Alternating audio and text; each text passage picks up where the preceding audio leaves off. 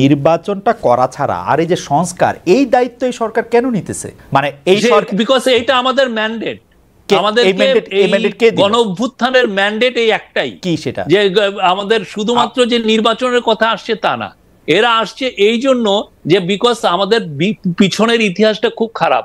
আমাদের পলিটিক্যাল পার্টিগুলো যেই ধরনের রিফর্মের কথা বলতো, কিছুই তো রিফর্ম অনেক ক্ষেত্রে না করে রিফর্ম রোল ব্যাক করেছে।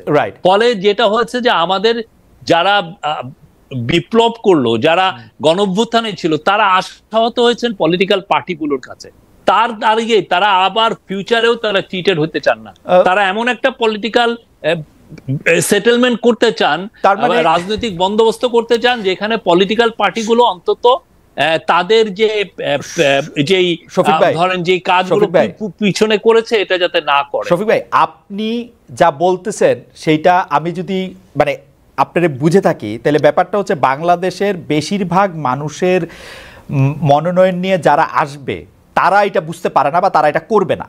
সেই জন্য আপনারা যারা বিপ্লব করেছেন, গণঅভ্যুত্থান করেছেন, যাদের দায়িত্ব ছিল বা যারা নিজেদের দায়িত্ব নিজেরা এরকম দিয়েছে যে শেখ হাসিনাকে হটানো দরকার, তারা এই দায়িত্ব নিজেদের আবারও দিচ্ছে যে তারা সংস্কার করবে, মানে কোনো গণতান্ত্রিক পলিটিক্যাল পার্টি না। এবং দ্বিতীয় প্রশ্ন হচ্ছে, আপনারা সংস্কার করলেন, যেই গণতান্ত্রিক পলিটিক্যাল পার্টি এটা করবে না আপনারা বলছেন, তারা যদি এটা না করে তারা কি এটা রাখবে? তারা না রাখলে আবার তারা আমাদের ছেলেমেয়েরা তো জেগে উঠেছে, আমাদের রেভলিউশনারি বিপ্লবীরা তো, তারা আবার ফেস করবে, প্রোটেস্ট ফেস করবে। এটা তো গণতন্ত্র হইতেছে না।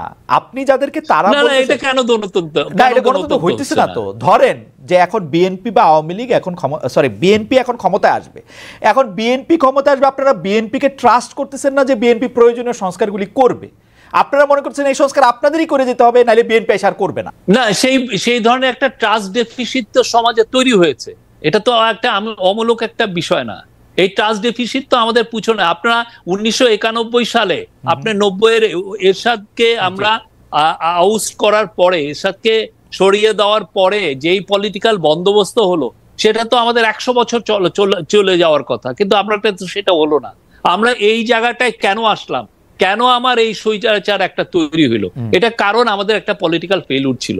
সেই জিনিসটা আমাদের স্টুডেন্টরা, আমাদের আপামর জনসাধারণ এটা জানছে। তারা দেখেছে যে তারা গত 15 বছরে ভালো মতো ভোট দিতে চায়নি, তো তারা এই যে তাদের আকাঙ্ক্ষাটা তারা ওয়ালে লিখে দিয়েছে যে আমরা রাষ্ট্র মেরামত করতে চাই, এবং তারা বারবার এই কথাটা বলেছে। সেই 15 বছর তো সেইটার আকাঙ্ক্ষায় আমাদের, সেই 15 বছর তো আওয়ামী লীগ শাসন করলো, তো সেইটার দায় বা সেইটা যে বিএনপি কখনো কিছু করবে না, সেটা বিএনপির উপর দিতেছে কেন ওরা? আমি তো এটা বুঝতেছি না। বিএনপির সাথে মিস্টারটা কি? বিএনপি তো নিজেরাও তো এটা নিয়ে আলাপ করেছে। আপনি পুরো গতটা বছর বিএনপি এই তাদের 31 পয়েন্টিং এ ফ্যান্টাস্টিক তারা ডিবেট করেছে। তো ওদেরও তো আকাঙ্ক্ষা, আমরা ওদের কাজটাও আরো আগে, ওদের কাজটা ওরাই করুক, অসুবিধা নেই। আপনারা ওদের কাজটা কেন করতে চাচ্ছেন? এটা আমার কাছে একটা কুইজের মতো লাগছে। আমাদের তো এটা একটা কুইজের মতো লাগছে। রিফর্ম করা, আমাদের রিফর্মটা খুবই একটা স্ট্রং ম্যান্ডেট। এবং আপনি যদি আসেন কালকে, যদি এসে আপনি ওপিনিয়ন পোল নেন যে আমাদের ম্যান্ডেটটা কি হচ্ছে, আমি বলবো যে মোর দেন 80% will say that we want this government to carry out reforms. আমি আপনাকে বলতে পারি, আপনি নিজে একটা দেখেন না, ওপিনিয়ন পোল নেন। শফিক ভাই, ওপিনিয়ন পোল দিয়ে তো আসলে বোঝা খুব মুশকিল। তবে মানে পোল হওয়ার মানে একটা জনগণের কোন একটা ম্যান্ডেট না নিয়ে জনগণ কি চায় এটা বইলা দেওয়া আমার মনে হয় ঠিক গণতান্ত্রিক না মনে হয়। আমার মনে হয় যে এই গণ অভ্যুত্থানের চেয়ে বড় ম্যান্ডেট পৃথিবীতে নাই। সেই গণ অভ্যুত্থান ছিল, এটা ভোটে গণ অভ্যুত্থান। আপনি বেয়াদবি নিয়েন না, কিন্তু এটা তো অতি সরলীকরণ করেছে। অভ্যুত্থানটা ছিল হচ্ছে শেখ হাসিনার বিপক্ষে, আর কোনো কিছু ছিল না। একটা ভালো নির্বাচনের পক্ষে, একটা ভালো নির্বাচনের পক্ষে না। অভ্যুত্থান শেখ হাসিনা রাষ্ট্র মেরামতের পক্ষে। কোন জায়গায় দেখছেন যে আমি অভ্যুত্থান করেছি, আমার 3 মাসের মধ্যে ইলেকশন দেন? কোথায় লেখা আছে? আপনি দেখেন ওয়ালগুলোই, আপনি ওয়াল গ্রাফিতি গুলো, আপনার তো এখানে অনেক করেসপন্ডেন্ট আছে, আপনি পাঠান না। আমি তো এরকমও কোথাও দেখি নাই যে আমি আইসা রাষ্ট্র মেরামত করব, সংস্কার করব, এটাও আমি দেখি নাই। আমি দেখছি শেখ হাসিনা, আমি শেখ হাসিনাকে ক্ষমতা থেকে যাইতে হবে, একটা ভালো নির্বাচন পাইতে হবে, কারণ 15 বছর আমরা কোনো নির্বাচন পাই নাই। আমি একটা গণতান্ত্রিক সরকার, একটা ভালো নির্বাচন দেখতে চাইছি, এইটা আমি মনে করছি। হাউএভার এইটা পুরাটাও, আমি আপনার সাথে যে তর্কটা করলাম, এটা পুরাটাও আমার মতামত না, প্রশ্নটা আপনার করে রাখলাম আর কি। আমি যে আমি জানি যে আপনি ব্যাপারটা নিয়ে ভাবতেছেন, ভাববেনও আর কি। না, আমাদের মিশন খুবই সিম্পল। রাষ্ট্র মেরামতের জন্য যতটুক রিফর্ম করার দরকার আমরা করব, অবশ্যই এটা পলিটিক্যাল পার্টির সাথে কনসালটেশন করে এবং তাদের সাথে একটা কনসেনসাসের মাধ্যমে এই রিফর্মটা করা হবে। সবই এটা নিয়ে শেষ প্রশ্ন করি যে আপনার কাছে মনে হইতেছে না আসলে যে পলিটিক্যাল পার্টিগুলির যদি আপনি এটা ছাড়েন, যারা গণতান্ত্রিক প্রক্রিয়ায় নির্বাচিত হয়ে আসবে তারা এটা করবে, এটা আপনাদের মনে হচ্ছে না? অনেকগুলো পলিটিক্যাল পার্টি এসে এটা আমাদেরকে বলছে যে আপনারা করে যান, এই কয়টা নেসেসারি। অনেকগুলো পলিটিক্যাল পার্টি মানে যাদের জনসমর্থন 2%? না, আমি এটা নিয়ে কথা বলছি না, কার 2% কার 1%, এটা নিয়ে আমার কোনো ইয়ে না। বাট আমাদের এখানে অনেকগুলো প্রায় 40টার মতো পার্টি তো এসছে, কথা বলছে। তো আমরা তো জানি তারা অনেকেই, বেশিরভাগই চাচ্ছেন যে না, আমরা যাতে খুব নেসেসারি, যেগুলো খুব দরকারি সেগুলো রিফর্ম আমরা যাতে ক্যারি আউট করি। ওকে, যেহেতু আপনারা অন্তর্বর্তীকালীন সরকার, সেহেতু বারবারই আগের অন্তর্বর্তীকালীন সরকারের সাথে একটা তুলনা আসে, -1 -2 নানা ধরনের ফর্মুলা নিয়ে কথা বলা হয়। আমরা যেখানে দেখেছি যে বেগম খালেদা জিয়া অনেক অসুস্থ ছিলেন, তার বিদেশে যাওয়া অনেক বেশি দরকার ছিল, তার ডাক্তাররা জানিয়েছিলেন তার শরীর স্বাস্থ্য খুব খারাপ আছে, তারপরেও তিনি, আমি অবশ্য জানি যে কিছুদিন আগে তিনি অনুমতি নিয়েছেন হয়তো আপনাদের কাছে, তিনি হয়তো শীঘ্রই বিদেশে যাবেন, কিন্তু সেটা উনি দেরি করছেন এই ভেবে অনেকে বলছেন যে তিনিও যদি বিদেশে চলে যান, জনাব তারেক রহমানের মামলাগুলি তোলা হয় নাই, তিনি যদি বিদেশে না আসেন আপনারা কোনো না কোনো ভাবে তাদেরকে মাইনাস করে ফেলতে পারেন, এরকম কোনো পরিকল্পনা কি আপনাদের আছে কিনা, বা এটারে আপনি আসলে? না, আমাদের যেহেতু পলিটিক্যাল কোনো ইয়ে নাই, আমাদের অ্যাম্বিশন নাই, অতএব এগুলো কোনো নাই। আমরা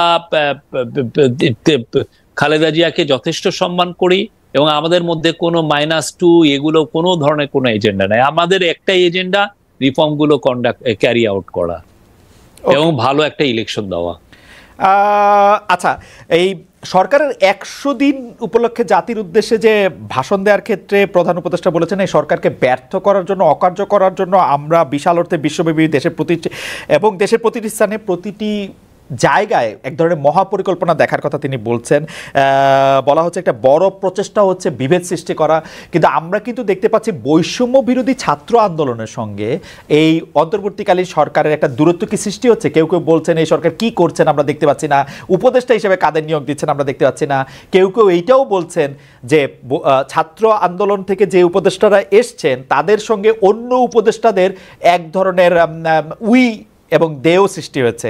আপনি এই ভিন্নতাগুলির ক্ষেত্রে আপনি আসলে কি মনে করেন? এর জন্য আওয়ামী লীগের ষড়যন্ত্র কিভাবে কাজ করছে সেটি কেমনে মনে করেন?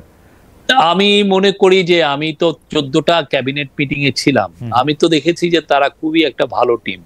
আমি তো কোনো কারোর মধ্যে বৈরিতা বা কেউ দূরত্ব তৈরি হয়েছে কারোর মধ্যে, এটা আমার কাছে ইয়ে হয় না। আমি মোটামুটি প্রত্যেকটা মিটিং এই থাকি, দেখি তো খুবই দে আর এ ভেরি গুড টিম।